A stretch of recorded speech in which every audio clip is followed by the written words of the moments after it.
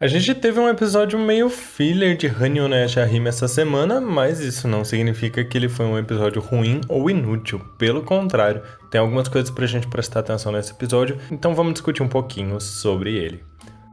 Olá meus queridos, eu sou o Avalon das páginas Avalon Geek e hoje nós vamos conversar sobre o episódio 19 de Hanyo no Yashahime, algo que foi meio que um banho de água fria aí depois dos acontecimentos dos últimos episódios, né? A gente vinha em uma crescente desde o episódio 15, onde a gente descobriu um pouquinho sobre o passado do que aconteceu com as meninas, né? Com os personagens principais de Inuyasha, para eles estarem ausentes aqui em Hanyo, e também episódio 16, 17, 18, que vinham trazendo aí pra gente um background tanto da Moroha, quanto ali um pouco sobre Kirin-maru, Sesshomaru, as 4 grandes ameaças que ainda estavam vivas, e por aí vai. Mas o episódio 19 foi totalmente diferente e inesperado, então, independente do que você achou do episódio, não desconta a sua raiva ou insatisfação aqui em mim, então, se puder, deixa o like para dar uma força pro canal e também se inscreve se não é inscrito, porque a gente fala de vários animes e mangás aqui, você pode dar uma conferida nos vídeos, tá super convidado. E não é porque o episódio em si foi diferente que eu vou deixar de fazer a minha análise. Na verdade, sendo bem sincerão aqui com vocês, eu gostei do episódio. Eu tava com expectativas zero. Eu não achava que a gente ia ter nada demais e talvez isso tenha colaborado para que eu tenha gostado um pouco do episódio. Isso porque foi um episódio divertido, foi um episódio que introduziu alguns personagens, embora eles sejam tão insignificantes que a maioria nem se deram ao trabalho de dar um nome, simplesmente uma alcunha genérica, como o ninja, a dama e por aí vai, no que diz respeito aos caçadores de recompensa, mas eu acho que tem algumas coisas bem interessantes pra gente analisar desse episódio e que agregam em todo o conteúdo de Hanyo, em todo o universo de Inuyasha. E eu acho que o primeiro ponto interessante desse episódio é justamente que a gente tem um pouquinho mais de participação do Isui e de outros exterminadores de yokai que já tinham inclusive seus perfis acrescentados no site oficial de Hanyo, o que dá a entender aí que eles têm um pouquinho mais de importância do que aqueles figurantes que a gente normalmente vê. Então eu achei interessante porque deu um pouquinho de espaço para eles aparecerem, deu um pouquinho ali de tempo de tela para o Isui, que fazia um tempo já que, né, a gente estava sem participação dele. Inclusive na primeira metade de Hanyo, né, dos primeiros 3 episódios, a gente achou que ele ia ter uma participação um pouquinho mais significativa do que efetivamente teve. Então eu gostei dele ter aqui esse pequeno foco. A única personagem um pouquinho mais relevante pro episódio foi a princesa Aya, que teve o seu perfil incluído no site oficial de Hanyo. E curiosamente ou não, ela é filha do líder de canto, aquele líder que aparece no episódio 1, no episódio 8, que tinha sido responsável por sequestrar, por manter refém à toa quando Yotsume acabou capturando ela após ela ter sido encontrada junto com a Kikuju-monge original, né, que o Riko tinha roubado e entregado a ela. Mas enfim, eu gostei bastante da personagem e como eles ligaram a história dessa personagem, desse episódio, digamos, filler, com personagens que a gente já conhece, porque isso eu acho que deixa a trama um pouquinho mais amarrada e me fez uma sensação de que, ok, pode até ser um pseudo-filler, tá? Eu tô falando pseudo-filler porque isso não existe em Hanyo, afinal, não é uma obra que tem um mangá pra dizer o que é filler e o que não é, mas eu gostei porque foi um episódio em que me divertiu, assim como alguns fillers do próprio Inuyasha, porque pegava um contexto de algum personagem que existia, que já tinha aparecido em algum ponto mais relevante da trama e fazia alguma história derivada daquele personagem. E no caso aqui a gente tem a história da filha do líder de canto. É interessante que ela só quer se divertir, ela quer ver combates, lutas e ao mesmo tempo se vingar da Moroha e da Setsuna, porque elas acabaram sujando o kimono dela quando elas invadiram ali o castelo justamente para salvar à toa. Nesse contexto eu achei interessante porque a gente vê uma perspectiva de uma princesa totalmente mimada e que tem os seus desejos totalmente satisfeitos pelo pai. Inclusive no final a gente descobre que ele vai dar uma bronca nela, mas ele acaba ali meio que cedendo aos caprichos dela quando ela finge que ela está super arrependida e triste. Enfim, eu gostei da personagem, essa característica, essa personalidade forte, ao mesmo tempo um pouco irritante. E agora uma pequena pausa para eu dar um recadinho importante para vocês do primeiro parceiro aqui do canal, justamente Ibenatran. Então, se você tem interesse em tirar a sua carteira nacional de habilitação, se você ainda não tem a sua CNH e você tem pelo menos 16 anos, saiba que você pode conseguir isso, porque no meu caso, vou compartilhar com vocês a minha experiência, eu fui tirar minha CNH depois de alguns bons anos. Isso porque eu não tinha, infelizmente, condições quando eu completei os meus 18 anos de tirar minha CNH, e mesmo trabalhando eu não conseguia, porque eu estava ali estudando, pagando os meus estudos e não me sobrava dinheiro. Então, não seja como eu que tive que esperar aí alguns anos, e aproveita essa possibilidade de parcelamento em boleto em até 24 vezes, porque o valor das parcelas fica muito baixo. Vocês podem conferir no site, tem as informações completas. Lembrando que se você acessa o link na descrição e contrata esse plano de parcelamento, você também está aí dando um apoio para o canal. O episódio tem alguns pontos que eu gostaria de trazer aqui com vocês, porque eu acho que podem ser interessantes para a trama de Hanyo, independente desse episódio ter sido um pouco mais tranquilo. O primeiro ponto que eu acho muito importante é justamente que a gente vê que após ser convocada meio que à força ali para participar dessa competição entre exterminadores de yokai e caçadores de recompensa, a Moroha está preparando uma mochila ali no vilarejo da Kaede, onde a própria Towa está dormindo. E aí eu me perguntei, Moroha está morando junto com Towa e Setsuna? Esse episódio dá a entender que sim, que a Moroha está vivendo ali junto com as meninas.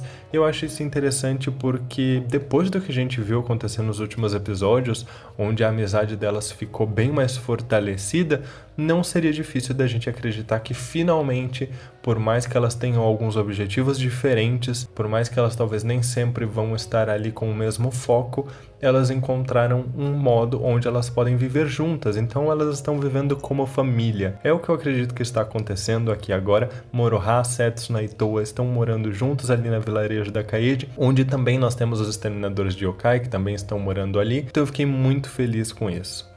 Esse episódio, ao meu ver, ele tem alguns significados que são tanto para gerar um certo alívio cômico, como também para dar uma baixada na emoção, na poeira, depois do que a gente viu acontecendo nos últimos episódios. Então, para quem não sabe como funcionam normalmente roteiros de animes e, enfim, de séries contínuas, normalmente depois de algum episódio, algum acontecimento muito impactante, eles precisam pôr uma pausa, eles precisam de algo um pouco mais leve para dar um tempo para o público respirar.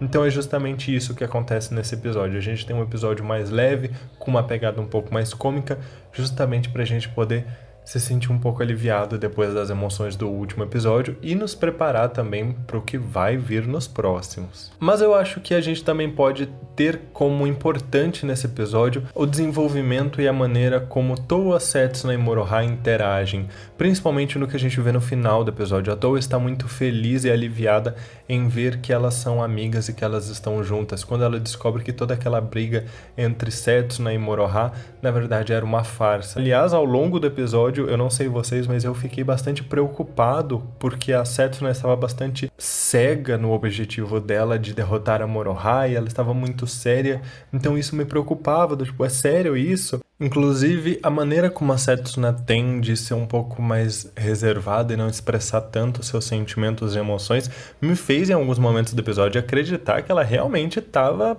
jogando a real ali e que ela ia cumprir o objetivo dela, porque ela é muito centrada, muito focada e ela não se deixa distrair, diferente da Towa. E falando em Towa, a gente tem justamente ela interferindo nessa briga toda, muito preocupada e ao mesmo tempo incrédula com o que estava acontecendo. É um pouco emocionante ver o desespero dela ao ver que as duas amigas dela, inclusive a irmã, estavam brigando entre si, porque a única coisa que ela quer é que elas possam ser felizes. Ela quer resolver tudo isso com a borboleta para que elas possam ficar bem. Inclusive, eu acho que o episódio ele é muito bom no ponto de demonstrar a relação das meninas atualmente, o quanto já se desenvolveu, a preocupação de uma com a outra e como elas conseguem já interagir. Em alguns momentos a gente vê que a Setsuna, ela exige que para participar desse torneio, A Toa não pode ficar sabendo justamente porque ela conhece a Toa e ela sabe que a Toa não ia entender que aquilo ali era uma armação, o quanto isso ia ser difícil para ela. Enquanto que a Moroha tá sempre ali brincalhona e levando tudo na brincadeira, tem momentos cômicos muito interessantes, a gente vê a Toa usando a Kirara para ir resgatar a Moroha, então é tudo muito legal nesse ponto, da gente perceber o desenvolvimento dos personagens. Inclusive, Isui me mostrou ali boa parte de uma personalidade que até então eu não tinha conseguido ver nos últimos episódios. Chega a ser um pouco hilário o fato de que ele e os dois colegas dele não param de jogar aqueles potes de óleo queimando nos outros, incendiando tudo e destruindo tudo. Com certeza esse foi um propósito cômico, mas também o que eu achei muito interessante nesse episódio é a gente ver o quanto o Isui, por mais que seja mais velho, ele ainda é muito imaturo, tanto que Kohaku chama a atenção dele no final do episódio dizendo que exterminadores de yokai não trabalham por dinheiro, eles trabalham para ajudar as pessoas. Então, ao meu ver, foi um episódio muito rico se a gente olha nas entrelinhas. A gente tem participações de personagens como Kirara, o Takeisho, utilizando inclusive as transformações dele, que me lembrou muito o Shippo, e ali a gente tem argumentos do porquê que, por exemplo, o Takeisho está participando daquilo, é por conta dos doces que ele gosta da Toa. A gente tem ali o porquê que a Moroha está envolvida nisso, é porque ela precisa pagar a dívida do Jubei. Então, pra mim, esse foi um ótimo episódio no sentido de retomar toda aquela premissa inicial do anime, esquecendo do foco em Kirinmaru, na Zero, mas para mostrar, olha, era isso que a gente deveria ter, por exemplo, no começo da trama de Hanyo, se ela não fosse tão confusa assim. A gente ia ter as meninas se envolvendo em batalhas com outros yokais e outras situações, cada uma com o seu objetivo, uma querendo cumprir o seu trabalho de exterminadora, a outra querendo pagar a dívida que ela tem. Então, pra mim, foi um episódio muito rico nesse sentido, porque ele retomou o que eu esperava ver no começo de Hanyo no Yashahime. Mas é claro que é um banho de água fria, de certa forma, depois de um episódio como foi o episódio 18. Inclusive, eu cheguei a falar isso no Twitter, né? Foi pra um episódio desses que a gente precisou dar aquela rushada, correr com os acontecimentos do episódio 18. Poderia perfeitamente o episódio 18 ter acontecido em 2 episódios. Mas, num modo geral, eu gostei do episódio 19. Acho que ele tem o seu propósito, mas principalmente ele vai nos deixar ali bastante intrigados e curiosos com os próximos acontecimentos. A gente tá na reta final de Hanyo no Yashahime, pelo menos é o que tudo indica. Então eu acho que esse episódio ele era um episódio necessário, mas talvez ele devesse ter acontecido um pouco antes. Eu acho que boa parte do que aconteceu aqui era algo que eu esperava no começo de Hanyo, mas que talvez não fosse possível justamente porque a gente não tinha uma relação tão sólida entre as meninas. Se a gente parar para perceber, talvez alguns episódios atrás, o que hoje aconteceu como um combinado tivesse sido algo realmente sério, porque elas não eram tão amigas. Basta a gente lembrar de algumas situações bem tristes de episódios anteriores, onde elas se mostraram bastante desunidas. O episódio tem cenas hilárias de comédia, uma das minhas favoritas foi aquele pote de óleo que na verdade era o Takeisho correndo atrás da Moroha. E sério, foi um episódio que eu consegui me divertir, ele foi fofo e também ele teve aquela cena final que foi fantástica de Toa abraçando as duas meninas, a Setsuna e a Moroha, dizendo ali o quanto ela estava aliviada. Foi um momento extremamente tocante e que acredito eu que sirva para firmar ainda mais os laços delas antes de começar o que eu acredito que seja a reta final desse desenrolar da trama de Hanyo para os próximos episódios. E é isso, pessoal, eu quero saber a opinião de vocês. Vocês assistiram o episódio 19 agora ou vocês tinham visto ele durante a semana porque ele acabou sendo vazado um pouco antes? Vocês gostaram do episódio ou não? As expectativas para o episódio 20 eu imagino que estejam bem altas, comentem aí para mim. E a gente tá aí começando a reta final de Hanyo. Como está o coraçãozinho de vocês? Muito obrigado para todo mundo que está acompanhando os vídeos aqui, um grande abraço e até mais.